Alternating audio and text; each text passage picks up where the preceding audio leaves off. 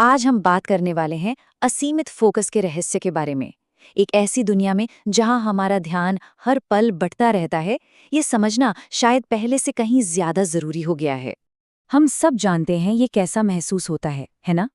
Phone की लगातार बजती नोटिफिकेशंस, सोशल मीडिया के अलर्ट्स, ऐसा लगता है मानो हर चीज हमारा ध्यान अपनी तरफ खींचने की रेस में लगी हुई है। और इस डिजिटल शोरगुल के बीच किसी एक चीज पर टिके रहना लगभग नामुमकिन सा लगता है। और बस यही है आज की पूरी बातचीत का सार। हमारा ध्यान हमारी सबसे कीमती चीज है। हम इसे जहां भी लगाते हैं, हमारी सारी एनर्जी और सारे नतीजे वहीं से निकलते हैं। तो सोचने वाली बात यह है कि हमारा ध्यान आखिर जा कहाँ रहा है। तो सवाल ये उठता है कि इसका राज क्या है? अपने ध्यान को काबू में रखने का वो कौन सा तरीका है जो विज्ञान पर आधारित हो और जिसे कोई भी बड़ी आसानी से अपना सके? देखिए, जवाब कहीं बाहर नहीं बल्कि हमारे दिमाग के अंदर ही छिपा है। तो चलिए मिलते हैं दिमाग के एक बहुत ही खास हिस्से से, जिसे कहते हैं रेटिकुलर एक्टिवेटिंग सिस्टम या शॉर्ट में RAS।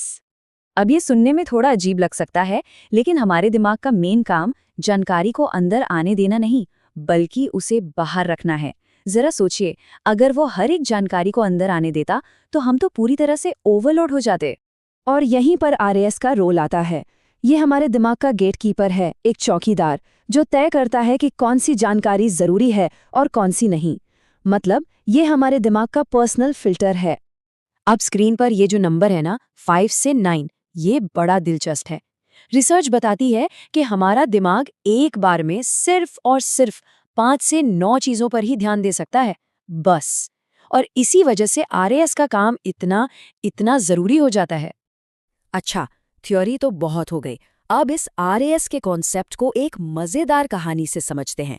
इसे कहते हैं पग डॉग इफेक्ट, और ये कहानी सुनकर सब कुछ एकदम साफ हो जाएगा।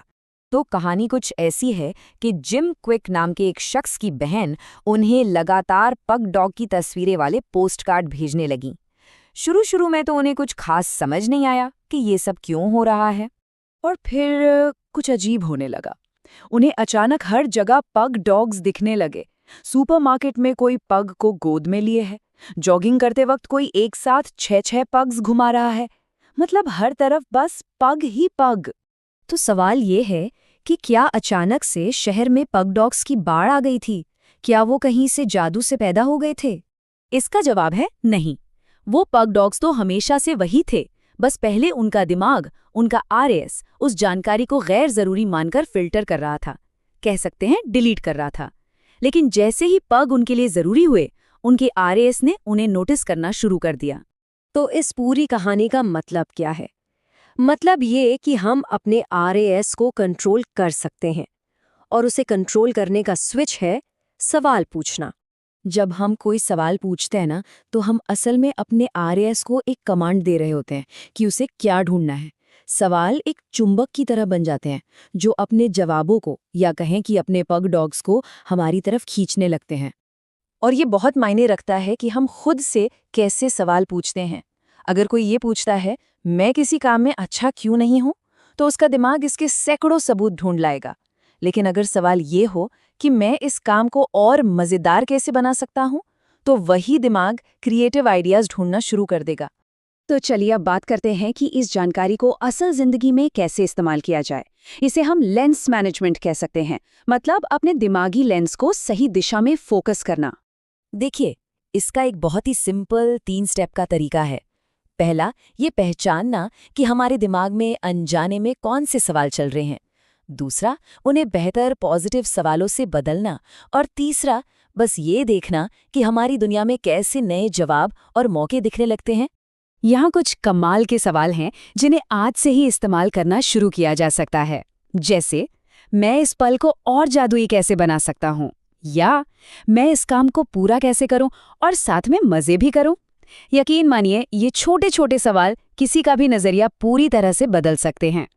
पीटर थियल का ये सवाल एक शानदार उदाहरण है कि कैसे एक बड़ा असाधारण सवाल असाधारण सोच को जन्म देता है। जब सवाल ही इतना बड़ा हो तो जवाब छोटे मोटे हो ही नहीं सकते। फिर दिमाग छोटे मोटे सुधार नहीं बल्कि क्रांतिकारी रास्ते खोजने लगता है। इसे ऐसे भी सोच सकते हैं, हमारे सवाल एक अंधेरे कमरे में टॉर्च की तरह हैं। हम अपनी टॉर्च की रोशनी जिस तरफ भी डालेंगे, हमें सिर्फ वही चीज दिखेगी।